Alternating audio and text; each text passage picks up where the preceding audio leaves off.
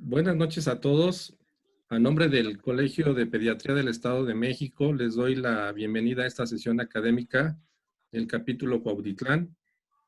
Como todos ustedes saben, nuestro colegio es miembro de la Federación Pediátrica del Centro, la FEPESE, que es presidida por el doctor José Joaquín Loaiza Guzmán. También el colegio es miembro de la Confederación Nacional de Pediatría de México, la CONAPEME, que es presidida por la doctora María Soledad Millán Lizárraga, y es miembro de la Academia Mexiquense de Medicina, presidida por el doctor Alfredo Vigeras Rendón, que también fue presidente fundador del Colegio de Pediatría del Estado de México. A todos ellos les agradecemos el apoyo que permanentemente brindan a nuestro colegio. También agradecemos a Biomediux el apoyo brindado al capítulo Cuautitlán. En especial agradecemos a Leti Villagrán, a la doctora Norma Hernández y a Ricardo Emanuel Ruiz por su labor, interés, gestión y promoción para la realización de esta serie de conferencias, culminando hoy con la presencia del doctor Joaquín Rincón Zuno, que nos da mucho gusto tenerlo ya que es miembro de nuestro colegio. Cedo la palabra al doctor Adrián Nicolás Paredes Flores, presidente del capítulo Cuautitlán del Colegio de Pediatría del Estado de México. Buenas noches, bienvenidos a esta sesión del capítulo Cuautitlán del Colegio de Pediatría del Estado de México. Agradezco la presentación al doctor Víctor Manuel Gutiérrez Gómez, presidente del Colegio de Pediatría del Estado de México, y le damos la más cordial bienvenida al doctor Joaquín Rincón Zuno, quien va a ser nuestro ponente el día de ahora. El doctor Rincón es infectólogo pediatra, jefe del Servicio de Infectología del Hospital del Niño Toluca. Él cuenta con una maestría en alta dirección, diplomado en docencia universitaria por la Universidad Nacional Autónoma de México, diplomado en servicios de salud por la Universidad del Valle de México. Es exdirector y actual jefe del Departamento de Infectología del Hospital del Niño y jefe del Departamento de Epidemiología del Centro Médico Toluca. Es presidente fundador del Colegio Mexiquense de Infectología y Microbiología Clínica, AC, y de la subespecialidad en infectología pediátrica en el Hospital del Niño. Es solo por mencionar algunos del vasto currículum que precede al doctor Rincón Zuno, quien el día de hoy nos va a presentar la ponencia sobre la importancia del diagnóstico rápido en el paciente con sepsis. Agradecemos el patrocinio del Laboratorio Biomediux el día de ahora, a la doctora Norma Hernández, a Leti Villagrán, a Ricardo Ruiz, quien han sido piedra fundamental para la realización de esta serie de conferencias que el día de hoy estamos presentando. Le cedo la palabra al doctor Joaquín Rincón para que nos brinde la ponencia. Buenas noches, doctor Joaquín.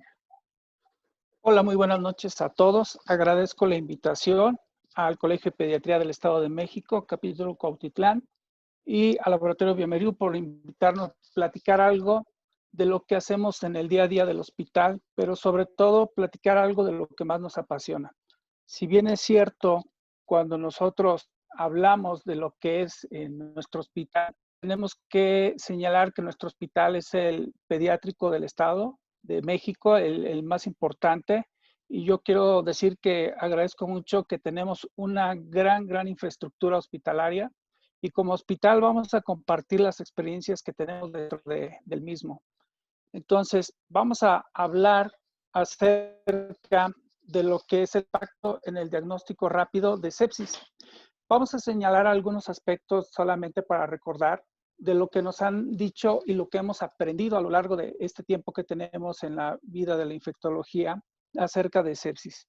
Si bien es cierto, la sepsis sabemos que en todo el mundo es la principal causa de muerte y basta solamente con recordar los últimos certificados de función que podemos tener en los diferentes centros hospitalarios, y dentro de las principales causas de muerte señalamos choque séptico o bien hablamos de sepsis. La tasa de mortalidad es muy variable dependiendo del centro de atención hospitalario. Sin embargo, se toma como global que podemos tener una mortalidad de hasta un 25% de todos los pacientes que ingresan a un servicio de urgencias. Por tanto, el reconocimiento de lo que es los datos clínicos que nos van a orientar a pensar en sepsis, pero sobre todo en lo que ya se refiere al manejo hospitalario, que es identificación temprana de patógenos, pues esto de antemano nos hace pensar en lo gran trascendente que puede ser saber de frente contra qué estamos luchando, contra qué bacterias estamos luchando.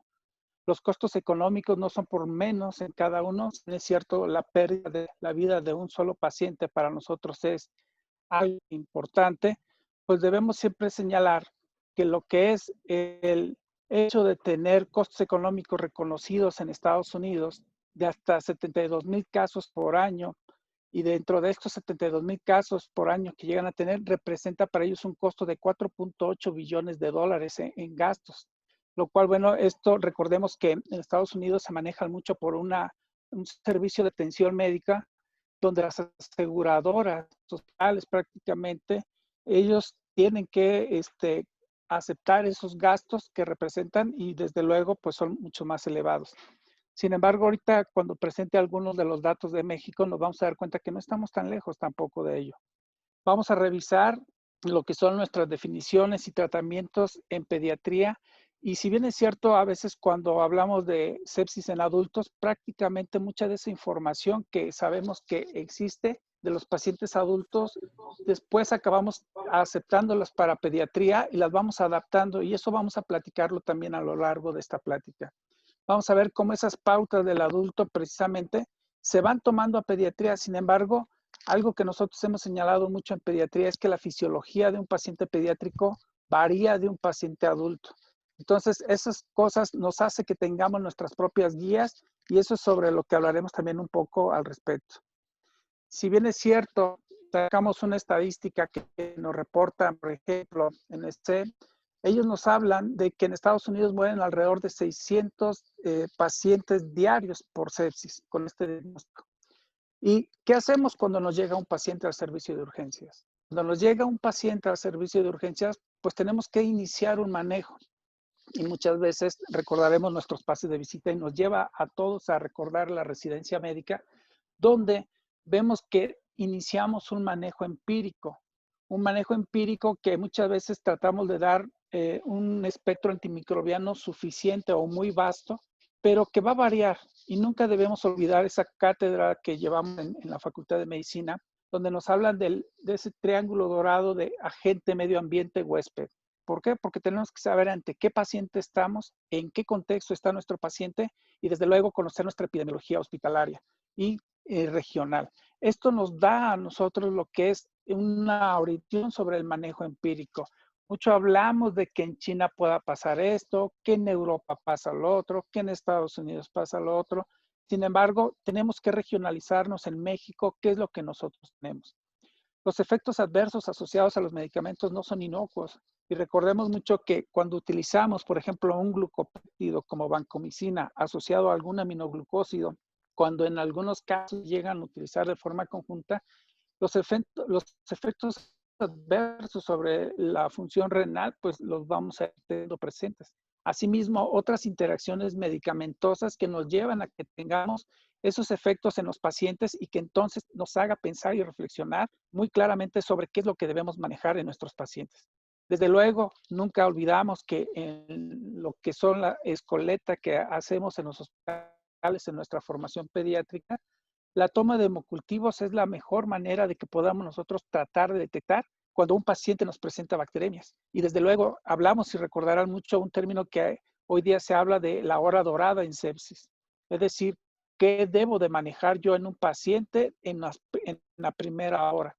Y bueno, eso es algo que vemos en las unidades de terapia intensiva cuando están y platican acerca de qué es lo que tenemos que hacer, pues esto es lo que nos ha llevado mucho a tomar en cuenta. Y desde luego, insisto mucho, las resistencias antimicrobianas que condicionan sobre todo cuando no tengo un tratamiento empírico que sea tal vez el más adecuado, lo que voy llevando a como consecuencia en el uso o en el abuso, vamos a señalarlo, de algunos de los antibióticos que nos van a permitir que tengamos nosotros grandes problemas. Por tanto, es una de las cosas que nunca debemos olvidar. Miren, recordemos solamente 4 conceptos básicos: colonización, infección, enfermedad, y empezaremos a hablar de lo que nos fueron hablando a lo largo de la historia. Recordemos que colonización no es más que la presencia de una bacteria en un tejido o en un órgano. Vamos a señalar en una colonización, por ejemplo, en piel. Colonización en piel donde sabemos que podemos tener sobre todo lo que son estafilococos, pero no me ocasionan ninguna respuesta inmune. Cuando yo tengo una respuesta inmune ante la presencia de una bacteria, pues entonces estoy hablando de una infección. Cuando yo tengo esa respuesta inmune, pero que produce un cuadro clínico o una sintomatología, entonces empiezo a hablar de enfermedad. Esos tres términos que nunca debemos de olvidar, porque recordemos, por ejemplo, mucho cuando hablamos de urosepsis, por ejemplo, podemos tener pacientes con crecimientos bacterianos en un cultivo de orina, pero que no me ocasionan una respuesta inmune y no me ocasionan una respuesta clínica. Por tanto, entonces recordemos que existe esa colonización. Cuando ya tengo una respuesta inmune, entonces esa infección está presente. ¿Y qué pasa? Recordarán que en 1992 viene el primer consenso grande de sepsis. Ese primer consenso que vemos aquí al margen, en esta que están aquí sobre las definiciones, que fue en 1992, donde empezamos y fue con lo que crecimos nosotros, y lo recuerdo yo claramente en mis pases de visita, donde nos hablaban de hablar sobre respuesta inflamatoria sistémica. Esa respuesta inflamatoria sistémica donde se tienen criterios clínicos y criterios de laboratorio. Todos recordemos la presencia de 2 o más signos o datos como son frecuencia respiratoria, frecuencia cardíaca, la temperatura, y que en pediatría nos regimos nosotros por lo que son las percentilas y que nos hablan de 2 percentilas por arriba de su percentil 50 o por abajo también de la percentil 50. Entonces recordemos mucho de esto. Y así es como identificábamos al paciente crítico que llegaba al servicio de urgencias. Cuando nosotros teníamos esos datos de respuesta inflamatoria sistémica y después teníamos un aislamiento o teníamos un foco infeccioso, hablamos entonces ya de una sepsis. Pero esto nos llevó a pensar y sobre todo nos llevó hacia un segundo consenso que aquí vemos nosotros publicado. En ese otro consenso que fue en el 2002, recordemos mucho si analizamos respuesta en criterios de laboratorio, que es leucocitosis, pandemia, etcétera. Todo esto, entonces, ¿qué pasaba con un paciente que nos llegaba, por ejemplo, al servicio de urgencias con un cuadro de una faringoamigdalitis? ¿Podía tener fiebre? Sí. ¿Estaba taquicárdico? Sí, probablemente. ¿Pudiera estar taquipneico? También. Entonces, estrictamente decíamos que tenía una respuesta inflamatoria sistémica, pero si yo tenía un foco infeccioso aparente que era la vía respiratoria superior, entonces podía integrar, de acuerdo a esto, un diagnóstico de sepsis. Esto fue lo que llevó y motivó a ese gran segundo consenso 10 años después, en el 2002, y fue donde se empezó a analizar y a señalar que no eran tan confiables estos datos para pensar e identificar a un paciente si estaba realmente grave o no. Y entonces esto llevó a que se hiciera ese análisis y se empezó a tomar en cuenta otros aspectos que señalaré en la lámina siguiente. Por ahora señalo que después de que yo tengo ya identificada una sepsis, el paciente puede entrar en un estado de choque, una disfunción o un problema donde yo tengo alteraciones hemodinámicas básicamente y sobre todo está manifestado por la hipotensión arterial. Cuando yo tenía datos de hipotensión, pero esos datos de hipotensión, recordemos que cuando tenemos este problema de una hipotensión, pues el hecho de la reanimación hídrica que iniciábamos en un servicio de urgencias y que respondía, hablábamos de una clasificación de choque. Y recordarán que hicimos un choque que podemos resolver con líquidos, es un choque que considerábamos de leve a moderado. ¿Y cuál era el choque séptico severo, o en aquel entonces sepsis severa que decíamos así? Era cuando no respondía a lo que es la reanimación hídrica y teníamos que utilizar entonces aminas vasopresoras para poder recuperar esa presión arterial. Entonces, ¿qué pasó con todos estos datos? Aparecieron escalas en el 2002, lo que fue una que llamamos SOFA. Recuerden que esto es una disfunción orgánica secuenciada que se analizó y que se estructuró perfectamente. Sin embargo, en esta, ¿qué fue lo que nos llevó? Nos llevó a que analizáramos sobre los datos, sobre todo para clínicos, y cuántos hospitales, por ejemplo, realmente podían tener un gasómetro para hacer una detección de este SOFA en los pacientes pediátricos que nos llegaban. Realmente esto empezó en el adulto y realmente el uso o la determinación del lactato como un marcador, pues era difícil que lo tuvieran todos los departamentos de urgencias en los diferentes hospitales de México, así como del mundo, y por tanto se puso como en entredicho. Apareció entonces para el 2015 una nueva publicación en una revisión donde aparece un Quick SOFA, porque si bien es cierto los 6 parámetros que maneja el SOFA y que ahorita los voy a señalar, en el Quick SOFA se trató como de hacer como una síntesis y que pudiéramos tener entonces mayor capacidad de identificación. Sin embargo, insistimos mucho, la fisiología del paciente pediátrico es diferente y para el año del 2016, en una revisión muy importante de cerca de más de 8,000 pacientes, se analizó sobre qué eran realmente los datos que nos interesaban en el SOFA pediátrico. Y entonces apareció mucho de lo de esta escala que nosotros ahorita la señalaremos. Entonces, si yo entiendo que tengo un paciente y que cada paciente es diferente, un paciente lactante, un paciente escolar, un lactante que es un paciente que tiene antecedentes de hospitalizaciones repetidas, sabemos que su microbioma es diferente de un paciente que viene de la calle por primera vez. Un paciente escolar que nunca ha tenido hospitalizaciones, que no ha tenido manejos exagerados en el uso de antimicrobianos, pues también entonces va a tener una microbiología diferente, un microbioma diferente. Y miren, entonces, si recordamos lo que son para nosotros las denominaciones de las terapias que utilizamos y hablamos hace rato de una terapia empírica, es aquella que se inicia con un antimicrobiano para la sospecha de la infección en ausencia de una identificación definitiva de patógeno microbiológico. Es decir, no sabemos qué bacteria tenemos. Cuando yo digo un tratamiento, es cuando ya tenemos la identificación del patógeno, y cuando hablamos de una de amplio espectro, es aquella donde yo voy a tener una actividad contra múltiples grupos de diferentes bacterias u otros patógenos considerados como probables causas de la enfermedad del paciente. Entonces, estos términos para nosotros son importantes. ¿Por qué? Porque necesitamos saber precisamente qué tipo de terapias es la que vamos a utilizar en el paciente con sepsis.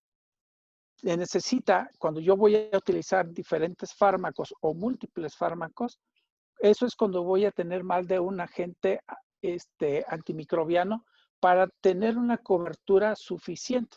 Y el ejemplo clásico es, por ejemplo, cuando cubrimos en pacientes con infecciones de piel y tejidos blandos, o bien cuando tenemos infecciones en las cuales participa Staphylococcus aureus, y que debemos considerar sobre todo si puede tener un patrón de resistencia o no, y sobre todo cuando puede tener una coinfección bacteriana o bien ya inclusive de otro tipo, como puede ser micótica, y entonces debemos utilizar otro tipo de terapias combinadas.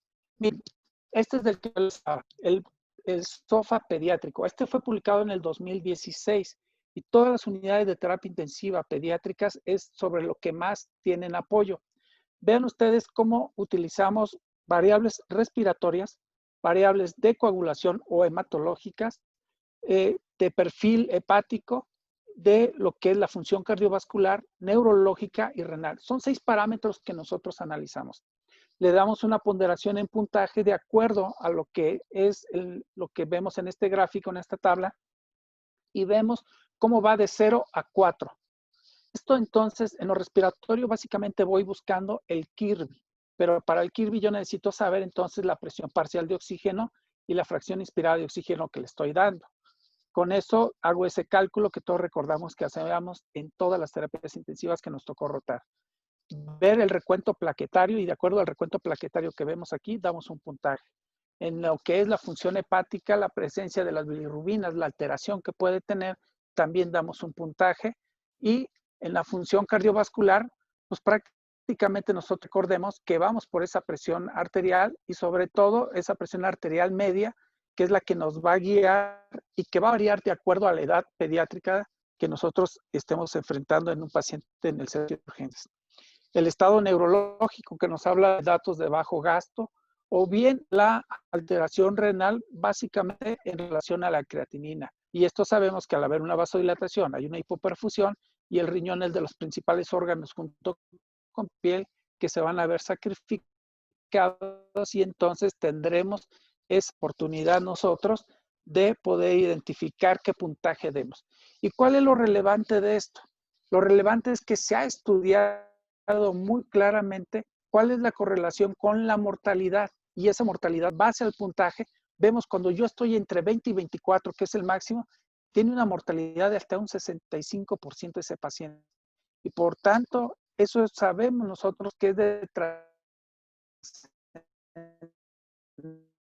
trascendencia en un servicio de urgencias y en el manejo, y principalmente la primera hora de manejo del paciente al ingreso a un área de hospital. Tiene una correlación muy importante y ha sido muy estudiada, y así ha quedado tan clara que fue publicada en el 2016. En esa fecha que se publica, de ahí hacia epidemiológica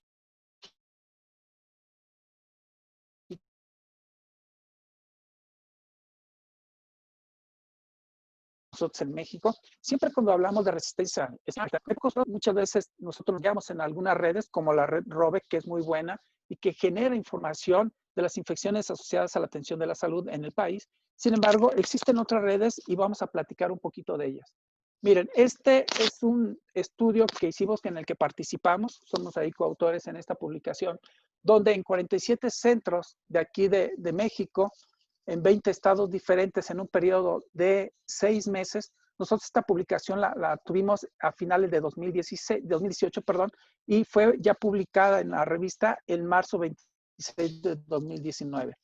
En esta nosotros hablamos acerca de lo que es las resistencias antimicrobianas que hay, y vamos a platicar un poquito de ellas. Vean ustedes aquí. Me interesa mucho en sepsis, ¿qué es los patógenos a los que más nos enfrentamos? Los patógenos a los que más nos enfrentamos son básicamente bacilos gram negativos y algunos bacilos gram negativos entéricos, enterobacterias y bacilos entéricos. De todos estos, los principales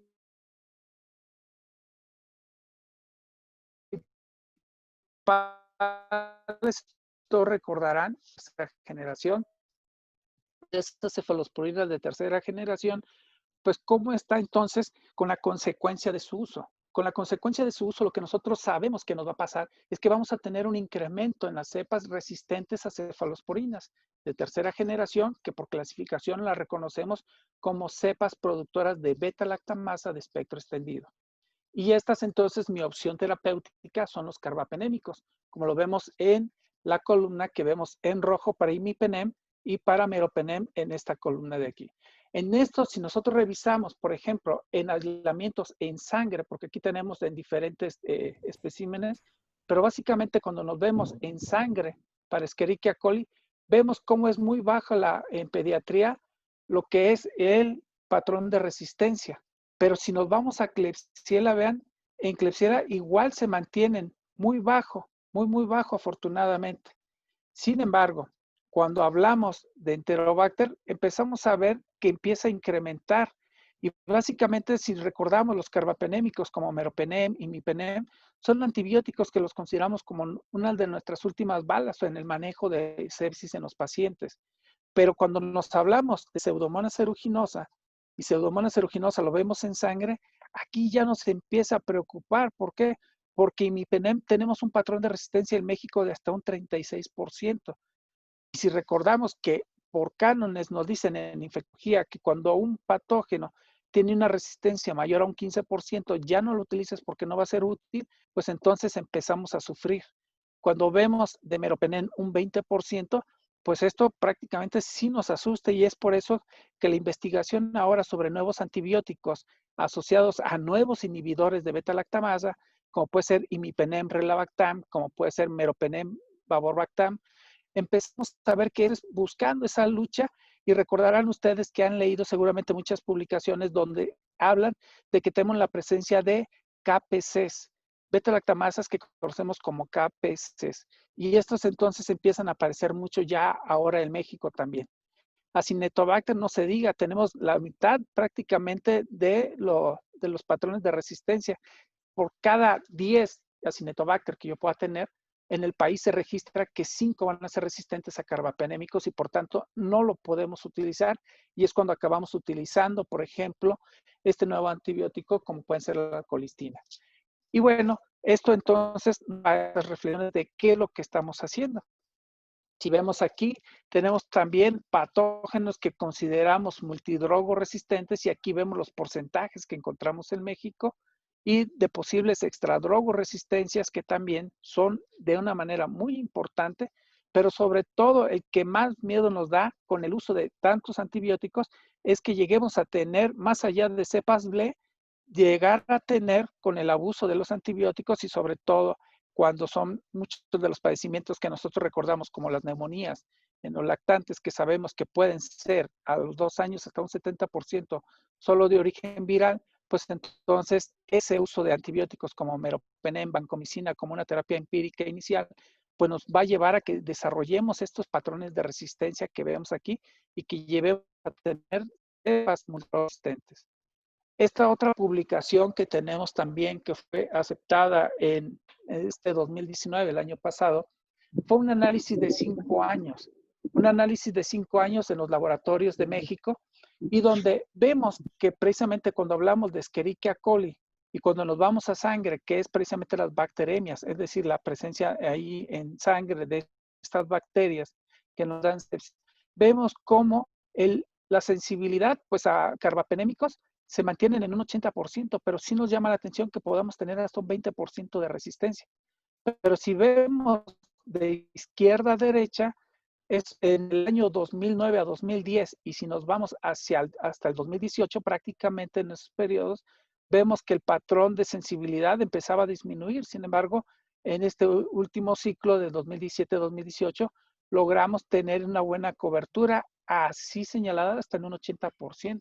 Pero insisto, tener un 20% de resistencia de colis en esos 5 años llama mucho la atención y por supuesto nos preocupa mucho.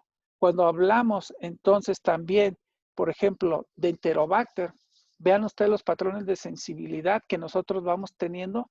Si nos vamos en sangre, pues prácticamente Enterobacter sabemos que intrínsecamente es productor de un gen que conocemos como AMC, y cuando tenemos un Enterobacter, por default sabemos que aunque el antibiograma me diga que es sensible a ceftriaxona, nunca lo será a ninguna penicilina ni a ninguno de los beta-lactámicos que tenemos. Por tanto, ahí tenemos que utilizar mucho un carbapenémico de inicio. Estas son cosas que debemos recordar mucho y que no debemos perderlo de vista porque la sensibilidad es muy baja. Entonces, aquí eso es, por ejemplo, Enterobacter. Ahora, Klebsiella pneumoniae, si nos vamos en sangre, vean, por ejemplo, cómo también la sensibilidad a cefepima, pues empieza a ser muy baja prácticamente cuando hablamos de lo que es precisamente cefotaxima, de la cefalosporina de tercera generación, es bajo también. Entonces, aquí nosotros debemos utilizar lo más racional posible nuestros antibióticos. Vean Pseudomonas aeruginosa, ese patrón de resistencia que llegamos a tener en estas bacterias como son estos bacilos gram negativos no fermentadores, pues nosotros vemos que realmente sí tenemos un alto patrón de resistencia de hasta un 40%, por ejemplo en imipenem y en meropenem andamos sobre el 35%. Eso sí nos llama mucho la atención y debemos cuidar nuestros antibióticos. Recordemos que no en todos los hospitales muchas veces podemos contar con estos tipos o estos grupos de antimicrobianos. Ahora bien, vamos a estar un hospital privado en el que yo trabajo. Si vemos aquí, por ejemplo, la Escherichia coli, vean ustedes en rojo el patrón de resistencia que tenemos a los diferentes antibióticos y en verde la sensibilidad. En imipenem, la verdad es que estamos bien, pero yo les puedo señalar que imipenem ya se ha dejado de utilizar un poco por el uso precisamente de tener meropenem. Entonces, a imipenem todavía tenemos una sensibilidad buena, pero cuando hablamos, por ejemplo, de piperacilina tazobactam, que lo utilizamos también, sobre todo en vías urinarias, vemos que Escherichia coli en vías urinarias, pues tienen prácticamente un patrón de resistencia de hasta un 29%. Esto sí nos llama la atención también. Cuando vemos Pseudomonas aeruginosa, vean este panorama tan sombrío donde vemos en rojo las resistencias y que prácticamente lo que es el uso de colistina, que es lo que tenemos en verde, pues es de los poquitos medicamentos que nos quedan como opción en un hospital privado. Y recordemos, todos los que tenemos oportunidad de compartir o estar en un hospital privado, pues sabemos que el uso de carbapenémicos muchas veces es la primera línea de manejo en muchos pacientes con sepsis. Y si nos vamos, por ejemplo, hay ocasiones que vean, por ejemplo, Astreonam, que nosotros no tenemos en México, este monobactámico. Sin embargo, pues también es una de nuestras opciones, pero no lo disponemos nosotros en México. Entonces tenemos que cuidar nuestros antibióticos. Para Enterobacter, vean ustedes lo que yo les decía, aunque me digan que tienen una debilidad a cefalosporinas, sé que intrínsecamente son resistentes y no lo voy a utilizar. Entonces tengo que utilizar diferentes tipos de antibióticos y básicamente voy por grupo de carbapenémicos y carbapenémicos asociados a no inhibidores de beta-lactamasa. Entonces, ¿trasciende para nosotros saber qué tipo de bacteria tenemos enfrente o no trasciende? ¿Es importante saber o no es importante? Miren ustedes. Aquí hay un estudio que hicieron en Corea, el doctor Jo, con su grupo en el hospital analizaron 808 pacientes y ellos analizaron la terapia empírica inicial, valorar la mortalidad a 30 días. Esa mortalidad a 30 días nos empezaron a señalar acerca de cuánto pudieran tener y en este primer estudio donde ellos analizaron a 30 días la mortalidad, perdón, la sobrevida, vemos que no fue significativamente diferente con una terapia empírica apropiada, distante de una inapropiada.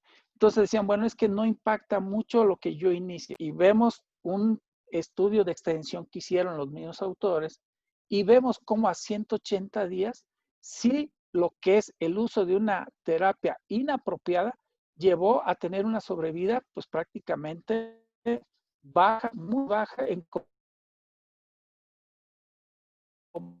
comparación cuando utilizante quirúrgico que tenemos en el hospital, ¿cuánto tiempo tenemos los pacientes con una sepsis abdominal? Aquellos pacientes perforados que tienen un Saratoga, que tienen un drenaje y que hacen abscesos residuales y que entran otra vez a cirugía y que siguen con los antibióticos y siguen con el antibiótico y no identifico el germen que tengo enfrente. Entonces, eso sí nos lleva a tener grandes problemas. El otro, neumonías asociadas a ventilación mecánica, en la que pocas veces hacemos lavado broncoalveolar o pocas veces tenemos la capacidad de poder identificar el germen.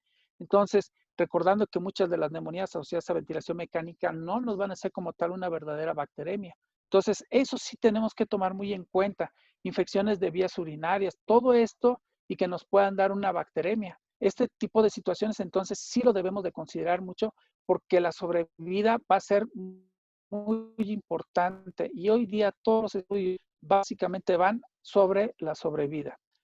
Pero ¿qué hacemos nosotros en los hospitales para controlar la resistencia antimicrobiana? Quiero compartirles lo que hacemos en el Hospital para el Niño. En el Hospital para el Niño tenemos una política de antibióticos. El grupo de infectología, en la cual estamos lo que son 4 adscritos en el servicio de infectología y tenemos 3 residentes en formación, un R5 y 2 R4, lo que hacemos es lo siguiente, miren. La política es, nosotros controlamos antibióticos que se van a prescribir dentro del hospital. ¿Cuáles controlamos? Cefalosporinas de cuarta generación, cefepima, carbapenémico, penem, ertapenem y mipenem, los glucopéptidos como vancomicina, antifúngicos como anfotericina B o caspofina y antivirales como aciclovir y ganciclovir. ¿Qué hace el equipo de infectología? Lo que hacemos es validar las recetas de forma diaria. Acudimos a nuestro área donde se surte todo el medicamento de antibióticos y revisamos todas las recetas de forma diaria para validar, primero, si tiene una valoración de infectología para el uso de ese antibiótico. Segundo, si tiene la dosis adecuada, si tiene el intervalo de administración adecuada y si la duración del tratamiento va a ser el adecuado. Todo eso lo corroboramos nosotros para poder decidir si esa receta se firma y se valida para que sea surtida. Entonces, eso lo intentamos hacer y lo hacemos de forma diaria y les voy a presentar algo. Vean ustedes, cuando tuvimos oportunidad de analizar por pruebas de biología molecular lo que es la identificación de los patógenos en los pacientes que tenían sepsis en nuestro hospital, revisamos de noviembre a febrero, que fue cuando tuvimos oportunidad de realizar dentro de el servicio de infectología, lo que son estas pruebas moleculares.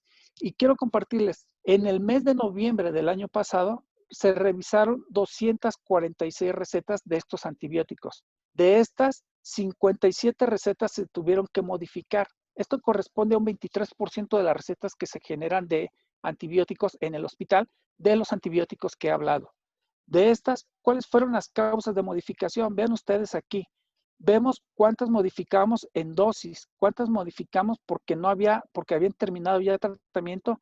Y esto lo vemos nosotros mucho en los servicios de cirugía, que de repente cuando te das cuenta, va en su día 27, doctor, de imipenem o de veropenem. ¿Qué más hicimos? No habían sido validadas por el servicio, pero se habían prescrito estos antibióticos. Entonces, no, estas no se autorizan. Y el intervalo de administración, 7%. El ejemplo clásico, ceftriaxonas cada 8 o cefotaximas cada 12, cuando es al revés. Recordamos, ceftriaxona, de acuerdo a su vida media, tiene un intervalo de administración cada 12 o 24. Cefotaxima la puedo poner cada 8 horas. Entonces, aquí la situación es que eso también lo modificamos. Y esto es lo que se vio en noviembre de 2019. Para febrero de este año, antes de la pandemia, porque tenemos que hablar hoy día, así como decimos antes Cristo, ahora tenemos que decir antes pandemia de COVID. Vean ustedes, en febrero, de 382 recetas revisadas, solamente ya con el apoyo de todo esto, se vio que el 6% fueron modificadas. Realmente ya no se modificaban tantas, porque hemos aprendido entre todos como un equipo a tener una mejor tendencia en la prescripción de los antimicrobianos y sobre todo las valoraciones hoy día con servicio de infectología a las 24 horas en el hospital. Pero más que eso también es que nosotros tuvimos oportunidad de identificar, tomar hemocultivos y lograr identificaciones. ¿Qué hacemos cuando tenemos un paciente entonces con sepsis? Cuando yo tengo un paciente con sepsis, hago un manejo inicial empírico, hago una identificación temprana de los datos clínicos y inicio un tratamiento lo más dirigido posible para tener el menor tiempo de antibióticos, menor tiempo de hospitalización y una mejor calidad de vida, una mejor calidad de atención al paciente hospitalizado. ¿Cómo identificamos? Y aquí los voy a llevar a recordar lo que hacíamos en nuestra residencia. En la residencia, ¿qué es lo que hacíamos? Te toca tomar hemocultivo a tal y a tal paciente. Y era así como que, híjole, pues bueno, a ver, ¿qué hacemos? Yo voy a tomar entonces un hemocultivo. Tomo el hemocultivo y entonces, ¿qué voy a hacer con este hemocultivo? Lo voy a incubar. Recordemos que nosotros lo ponemos a una temperatura entre 35 o 37 grados, emulando la temperatura corporal. Todas las incubadoras en los hospitales, en los servicios de microbiología, tenemos una incubadora y colocamos. Aquí empezamos a incubar y dependiendo del inóculo nos puede pitar o nos puede dar la alerta de que está positivo. ¿En cuánto tiempo? Pues eso es muy variable dependiendo del inóculo y de la cantidad, obviamente, que yo vaya identificando.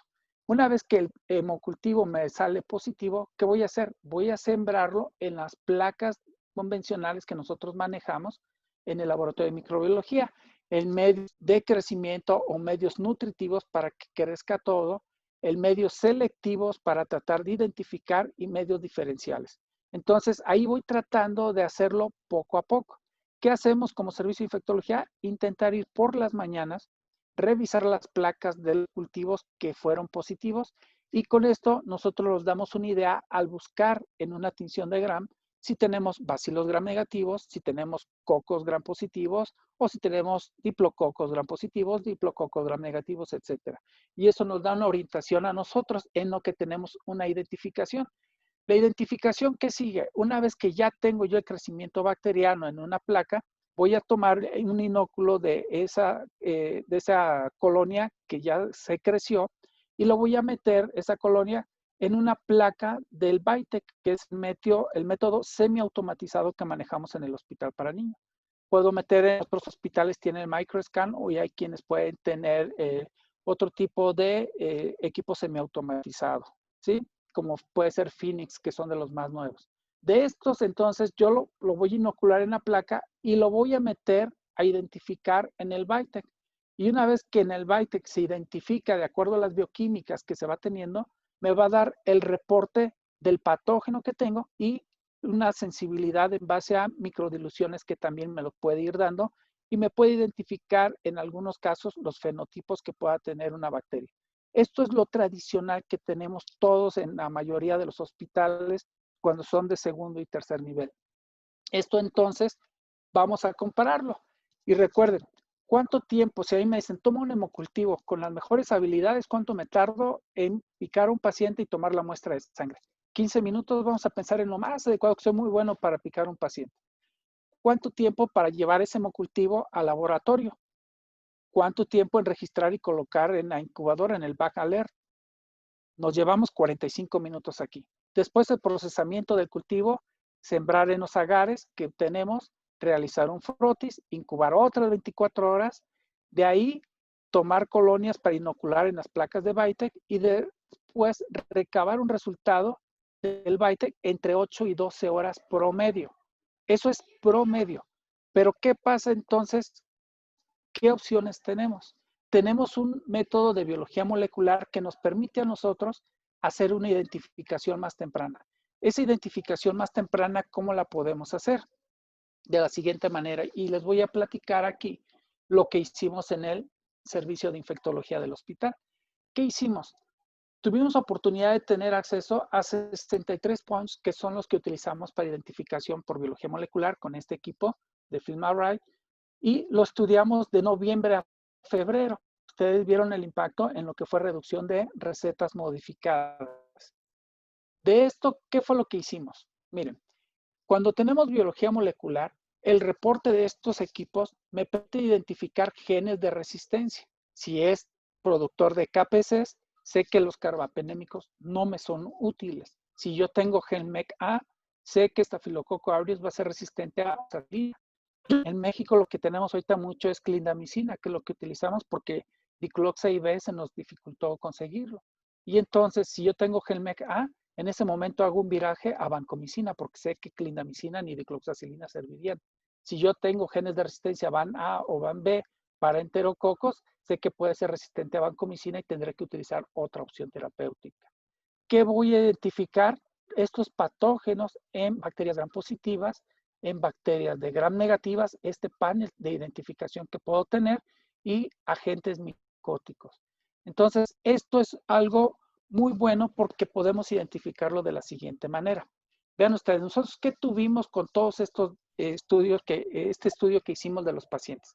Tuvimos 38% de identificación de bacilos gram negativos, tuvimos gram positivos en un 39% y agentes micóticos en un 9% y en 14 no identificamos ninguno.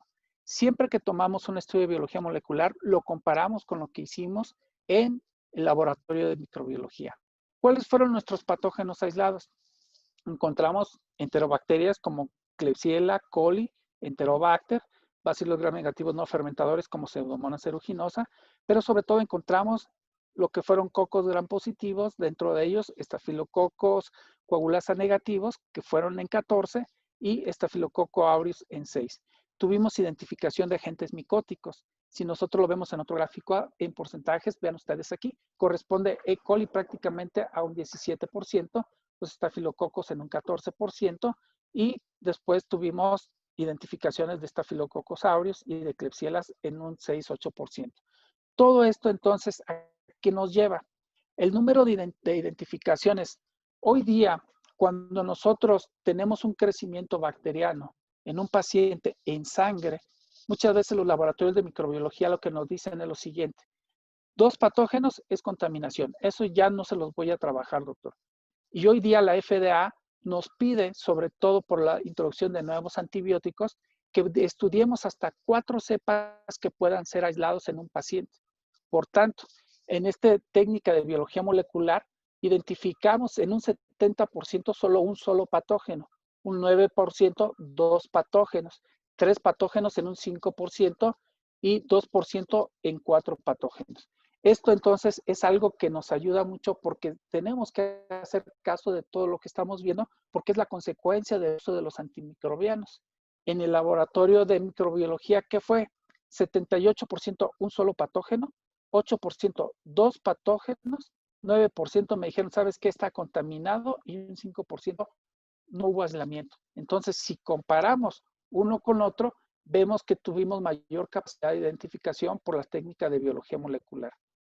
¿Esto a qué nos lleva? ¿Cuánto tiempo tardo yo una vez que tengo un hemocultivo positivo en la identificación de la bacteria a la que me estoy enfrentando? En el mejor de los casos, haciendo lo más rápido posible y lo más óptimo posible el crecimiento bacteriano en el laboratorio de microbiología por métodos convencionales en un equipo semiautomatizado, puedo tardar hasta cerca de 11 horas en identificar una bacteria. Sin embargo, por biología molecular, en promedio tenemos 1.8 horas. Esto me da 10 horas. Si yo tomo en cuenta que esto yo lo identifico en un turno matutino, donde tenemos la mayor carga asistencial y donde podemos estar mayor cantidad de médicos, y no en la tarde, y no en la noche o en un fin de semana, eso hace que a veces la identificación convencional te haga llegar hasta que 4 días después tengas un reporte del hemocultivo y 4 días después estás tomando la decisión de si modificas o no modificas el tratamiento antimicrobiano, ya sea que escales el medicamento o simple y sencillamente que lo modifiques por completo. Entonces, cuando hacemos un promedio de positividad por FilmArray, vemos que puede ser entre el tiempo de positividad del hemocultivo y el resultado, puede ser entonces desde que yo tomo el hemocultivo y el resultado son 33.3 horas. Pero si me voy con el método convencional, estando en un hospital donde trabaja microbiología las 24 horas del día, los 365 días del día, vemos que entonces son 39 horas hasta 4 días. Y esto, insisto mucho, todo depende del laboratorio de microbiología que tengamos en el hospital. Y si vemos entonces el promedio de tiempo entre la toma de la muestra y positividad, son 23.2 horas. Esto es algo que para nosotros es muy importante. ¿Por qué? Porque nos permite tomar decisiones. ¿Cuáles fueron las decisiones que tomamos en el hospital? Vean ustedes, 51% de los pacientes que recibieron antibióticos, una terapia empírica, se mantuvo, continuó el mismo manejo. Pero ¿qué pasa con los demás? Hice ajuste de la biterapia a monoterapia, eso lo hicimos hasta en un 3%. El ajuste de monoterapia a una biterapia, porque encontramos más, tuvimos un 1%. Tuve que adicionar antibiótico en un 1%. Escalar el esquema de antibiótico en un 11%. ¿Sí? Esto entonces, ¿a qué me lleva? Prácticamente de los pacientes tuvo intervención de modificar. ¿Qué pasa si yo dejo a un paciente porque no tuve identificación 4 días después en una terapia intensiva y no modifique el antibiótico? ¿Cuál es la consecuencia? Más allá de una consecuencia económica, la mortalidad que pueda tener un paciente. Eso se incrementa. Y vean ustedes, si a mí me identifican los genes, afortunadamente en el Hospital para Niños no tengo todavía cepas productoras de KPC, no tengo enterococos resistentes, no tengo entonces cepas de coli, Klebsiella, Enterobacter, resistencia A, meropenem, pero sí tuve mucha identificación de lo que son el gen MEC-A y entonces la utilización de clindamicina o dicloxacilina lo cambié a vancomicina y la repercusión en el paciente fue su recuperación más temprana y la optimización de los días de tratamiento. ¿Qué pasa con los agentes micóticos? Los agentes micóticos, el laboratorio de microbiología del hospital me identificó solamente en 3 pacientes. 100% más pude identificar por la técnica de biología molecular. Esto es muy importante porque esto me permite entonces utilizar un antimicótico y evitar la mortalidad de mi paciente. Y esto se me hubiese escapado si yo no tuviera esa oportunidad con este equipo de biología molecular. Y la mortalidad sabemos que en una infección fúngica invasiva es hasta de un 50%. Entonces, estos son datos que para nosotros son muy importantes y que debemos recordar que son algo que favorece la sobrevida de mi paciente. Cuando correlacionamos los resultados de biología molecular comparados con el laboratorio de microbiología, vimos que hubo una correlación muy importante. Fue el mismo patógeno en 62 de los 63 que me reportó el laboratorio de microbiología. Recordemos que el hemocultivo es el estándar de oro. Los equipos de biología molecular están muy cerca de serlo también, pero aún no son todavía considerados como tal. Por tanto, todavía el laboratorio de microbiología es un papel muy importante el que juega y ese que nos da la pauta para poder considerar. ¿Cuál fue entonces nuestra correlación? Nuestra correlación fue muy alta. muy, muy alta. Ahora, ¿cuánto es la consecuencia? Miren, muchas veces cuando decimos, tengo una prueba de biología molecular que es muy cara. Yo en hospitales privados, se los comparto, sé que deben andar entre unos 15 y 20 mil pesos una identificación de esto. Pero vean ustedes, ¿cuánto me cuesta en pediatría un antibiótico en un paciente con sepsis que me llega al servicio de urgencias? Un paciente, olvidemos ahorita el foco infeccioso, vayámonos sepsis en un paciente de 15 kilogramos. En un paciente de 15 kilogramos que yo utilice vancomicina o bien que pueda utilizar ceftriaxona o tazobactam. Si yo utilizo meropenem vancomicina en un paciente de 15 kilogramos, estos son los precios que tenemos nosotros en los costos que nos da precisamente la farmacia. Vean ustedes, un meropenem, 550 pesos, vancomicina 65 pesos, 500 miligramos, 40 pesos una ceftriaxona, piperacilina tazobactam, 680 pesos. Estos varían obviamente en algunos hospitales, pero cuando tenemos una central de mezclas, tratamos de optimizar y estos costos son los más bajos. Recordar que aquí nos cobran a nosotros, no por frasco ámpula, nos cobran por los miligramos que pedimos. Un día de tratamiento en un hospital público como el de nosotros me cuesta 270 pesos. Aquí, en esta central de mezclas, me incluyen jeringas, la bomba y el diluyente, porque eso no me lo cobran. Pero ¿cuánto me cuesta en un hospital privado? Un meropenem de 1 gramo me cuesta 727 pesos, vancomicina 250 pesos, una ceftriaxona 114 pesos, una piperacilina tazobactam 952 pesos. ¿Y cuánto me cuesta entonces solamente el uso de antibióticos en un hospital? Solo el antibiótico, insisto. Mero banco en un paciente de 15 kilogramos, 2,200 pesos, casi 10 veces más que lo que me cuesta en un público. Pero a esto hay que adicionarle las jeringas, cuánto me cobran por hora de bomba de infusión, cuánto me van a cobrar del diluyente, es decir, las soluciones, cuánto me cuestan lo que son los honorarios médicos del paciente, el día cama del hospital y cuánto me va a costar. Entonces prácticamente me voy a mucho más alto el costo, cerca de los 4,000 pesos en un hospital que vamos a llamar nosotros que sea de los más convencionales, no uno de los hospitales de alta gama. Esto entonces, pues sí nos lleva a reflexionar sobre esto, cuánto me costaría. Y ahora bien, ¿cuánto me cuesta un día cama de terapia intensiva? Porque el paciente con sepsis, con choque, se va a ir a una terapia intensiva. En un hospital privado, el día cama, soluciones, monitores, gases medicinales, honorarios médicos, dispositivos invasivos que voy a utilizar, estudios de laboratorio, reactivos, etcétera, voy a gastarme hasta 100,000 pesos diarios.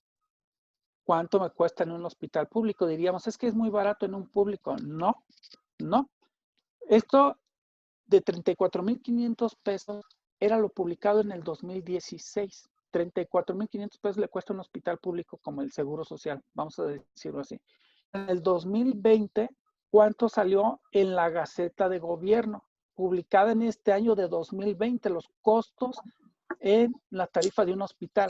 Nos costaba cerca de los 40,000 pesos en una terapia intensiva en un hospital público. Entonces, muy barato no lo es. Si a mí me dicen que me cuesta una prueba cerca de los 14,000, 15,000 pesos y me voy a ahorrar 40,000 pesos de un día de estancia en una terapia intensiva o hasta más días, entonces díganme si es redituable o no es redituable tener una prueba de biología molecular. ¿Qué ventajas más puedo tener con biología molecular? ¿En qué es superior estas pruebas a los reportes rutinarios? Pues en que puedo identificar hasta los 4 patógenos en una sola muestra y a los 4 debo hacerle caso. Que puedo detectar genes de resistencia que ya lo señalé y por tanto puedo tener mayor capacidad de detección también en agentes micóticos que se me pueden escapar en un medio de crecimiento convencional en el laboratorio de microbiología. ¿Qué más podemos decir al respecto de esto? Si yo identifico entonces tempranamente a un patógeno, mejoro la sobrevida del paciente. ¿Qué más puedo lograr? Un tratamiento dirigido impacta directamente en la economía del paciente, de los hospitales. Hoy que tenemos tanta limitación en recursos, también tenemos que cuidarlos y tenemos que ser muy objetivos en tratar de dar lo mejor posible para que ese paciente tenga la mejor calidad de atención y sobre todo que esté el tiempo que tenga que estar en una unidad de terapia intensiva, no estar más días de los que debe de estar. Esto entonces, las pruebas moleculares me permite facilitar esa calidad de atención y mejorarla, ¿sí? Y si disminuyo los días de estancia y doy un tratamiento dirigido, supera cualquier costo económico de una prueba molecular que digamos que es muy cara. Por tanto, entonces, aquí yo quiero terminar esta plática agradeciendo a mi equipo de infectología, a lo que es a mis adscritas, la doctora Laura Beatriz Caballero, a la doctora Natalie Robles Ordóñez, a mi residente de quinto año, la doctora Mariel, a mi residente Alex de cuarto año y a Kita de cuarto año también. Estos somos el equipo y agradecemos mucho la atención, la invitación a platicar lo que hacemos en el hospital y les agradezco mucho y estoy atento a sus comentarios.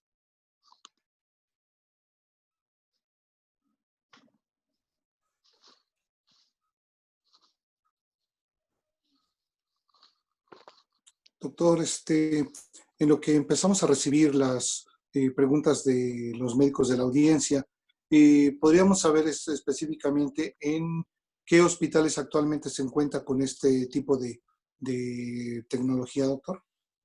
Sí, en el Valle de Toluca se cuenta, en Centro de Toluca, el hospital privado es el que lo tiene. En la Ciudad de México se tiene en Hospitales Ángeles, es donde se tiene. Y la verdad es que ellos pueden ser, nos trabajan cuando enviamos alguna muestra. Son los hospitales que tenemos en el Valle de México y Toluca.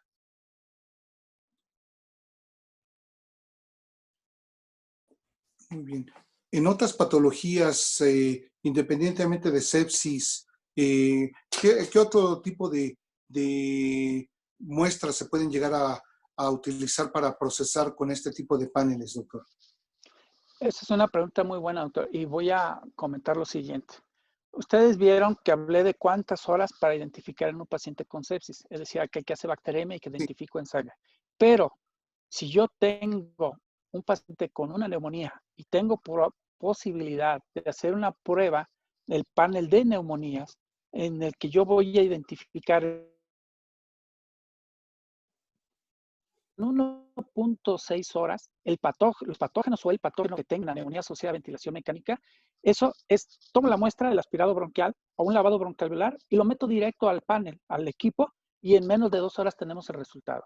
Si me voy a una gastroenteritis y quiero identificar, igual la muestra es rápida y se procesa también muchísimo más rápido, no tengo que esperarme los días de crecimiento.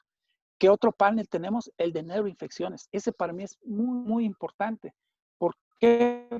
Porque tomar un líquido cefalorraquídeo y estudiarlo y tener en menos de 2 horas el resultado impacta muchísimo. Muchos pacientes que ingresan para nosotros como sospecha de neuroinfección, el tener en menos de 2 horas el resultado, yo puedo iniciar el tratamiento. Recordemos, nunca hay que olvidar que la hora dorada, yo punciono y tomo y inicio antibióticos, pero tengo la probabilidad de modificar el tratamiento en menos de 2 horas. Esos son los paneles que hay: gastroenteritis, neumonías, neuroinfecciones, y dentro de las neumonías muy pronto sé que van a adicionar SARS-CoV-2, entonces voy a poder identificar influenza A, influenza B, voy a poder identificar virus sincicial respiratorio, voy a identificar adenovirus respiratorios, una amplia gama de virus y de bacterias que puedo tener.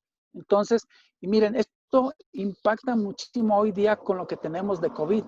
Muchos de los pacientes, vemos nosotros las tomografías de nuestros pacientes y nos asusta ver esas neumonías, pero quiero que sepan que los grandes estudios que hay a nivel mundial, el reporte de Wuhan, el reporte de Nueva York y el reporte del Reino Unido, que son los más grandes, solamente hay un 5 a 10% de coinfección bacteriana. ¿Esto qué significa? Que ahora se invierte en los pacientes adultos, por ejemplo. Nosotros sabemos que el 90% no requieren antibiótico, y yo les puedo asegurar que ustedes han tenido amigos, conocidos, familiares, etcétera, que han tenido y reciben tratamientos, pero con todos desde un inicio, cuando no es requerido. Y si tuviésemos un panel de este tipo, le evitaría a un paciente que le iniciaran los primeros 3-5 días antibióticos de muy amplio espectro y evitar que tuvieran una presión antimicrobiana y que se agregaran otras bacterias que lo van a llevar a tener más tiempo de estancia hospitalaria. Pregunta a la doctora Lorena Velázquez que con qué frecuencia se realiza el control de las prescripciones de antimicrobianos. Quiero entender las recetas que comentan ustedes que les revisan para su análisis. La revisamos diario. Ujú. Diario se baja antes de que sean validadas o que sean pasadas a cuentas corrientes. Se tienen que validar. Esto sucede antes de las 9 de la mañana todos los días. Muy bien. Tenemos también otra pregunta de la audiencia de la doctora Araceli. Nos hace la pregunta de, a ver, permítame. ¿Cuántos hemocultivos se deben de tomar en este tipo de pacientes? Pues también para hacer la correlación con el FilmArray, doctor. Ok. ¿Con uno sería Aquí, suficiente? voy a platicar mucho de esto. Idealmente quisiéramos tener muchos recursos. Yo quiero decirles, por ejemplo, que los recursos son limitados y tratamos de optimizar en los pacientes que sospechamos que hacen bacteremia. Recordemos, por ejemplo, neumonías, solamente podemos identificar entre un 8 y un 10% que puedan hacerme alguna bacteremia. Por tanto, solamente en algunos casos que sean muy compatibles con un verdadero choque séptico, sí les tomamos hemocultivo. ¿Cuántos hemocultivos tomar? Alguien dice que utilicemos 2. La verdad es que tomamos 1 y cuando tenemos líneas que sospechamos bacteremias usadas a catéter, utilizamos un central y un periférico. Pero idealmente quizás quisiéramos tomar hasta 2 hemocultivos con un inóculo grande de bacterias. En este caso se logra mucho más cuando lo tomo una mayor cantidad de sangre. Sin embargo, recordemos que técnicamente a veces es difícil. A veces un mililitro ya es gloria en un paciente pediátrico, o para que pidamos que tomemos entre 3 y 5 mililitros, que sería tal vez lo más idóneo. Entonces, muchas veces no. Con un hemocultivo que tomemos en el paciente que nosotros estamos considerando que tiene bacteremia, la probabilidad de recuperación microbiológica en los mejores centros hospitalarios va a variar entre un 20 y 25%. ¿Y el momento ideal para la toma del hemocultivo todavía sigue siendo válido el hacerlo en pico febril o esto ya es muy independiente, doctor? Eso en los pacientes que están hospitalizados y que pensamos una infección asociada a la atención de la salud, sería muy conveniente sí tomarlo en el pico febril. Sin embargo, recordemos que el paciente con sepsis que nos llega al servicio de urgencias debe ser al momento del ingreso, antes del paso de la primera dosis de antibiótico. Una vez que yo pongo antibiótico, el inóculo va a disminuir y la capacidad de recuperación va a ser más baja. Entonces, tiene que ser en la primera hora de que llega al servicio de urgencias y cuando ya lo detienen en el piso. Esto de que nos habían enseñado de que tomarlo en el pico febril o algo, la verdad es que sabemos que puede hacer las bacteremias y es cuando puede estar más, por tanto sería lo más adecuado. Sin embargo, nadie traemos un tubo de un hemocultivo o el frasco del hemocultivo para tomarlo en la fiebre. Podemos considerarlo. Si se puede, qué bueno, es muy bueno así, pero puede ser en cualquier momento que yo sospeche que el paciente tiene bacteremia. Y muy frecuentemente los pacientes que llegan en un estado de choque séptico, muchos de ellos ya han recibido previamente tratamientos con antibióticos, lo cual puede llegar a modificar la respuesta o el resultado de un hemocultivo. Haciendo la tecnología del FilmArray, evitamos este tipo de problemas, o sea, se puede dar la positividad sin que medie la cuestión de haber recibido antibióticos previamente. Aquí la respuesta, doctor, es lo siguiente. Yo tomo una muestra de sangre de un paciente que ya recibió antibióticos. La capacidad o la posibilidad de recuperación microbiológica va a ser un poco más baja. ¿Por qué? Porque el antibiótico, si era dirigido adecuado, va a disminuir la cantidad de bacterias. Sin embargo, si lo logro hacer crecer en el medio de cultivo que tengo, muchas veces en el laboratorio, al ser un inóculo muy bajo, pero que alcancé a detectar como positivo, puede hacer que en el laboratorio de microbiología no lo detecte. Y recordar que las técnicas de biología molecular lo que estoy haciendo es una ampliación del genoma de la bacteria y por tanto la probabilidad de mejor identificación sí supera una técnica de biología molecular. Eso sí es una realidad, pero hay que recordar que es independiente lo que es la toma del hemocultivo para hacerlo crecer. Pensar que si yo tomo ahorita la sangre, lo voy a meter al equipo, no es así. Recordemos que lo señalamos. Primero tomo la muestra, lo hago crecer en una incubadora Y una vez que crece, lo voy a hacer crecer tanto en el medio convencional como en el equipo de biología molecular. Pero sí tengo mayor capacidad de identificación plena y con mayor certeza en la bacteria que pueda identificar. Muy bien. Pregunta la doctora Anaid Rivera.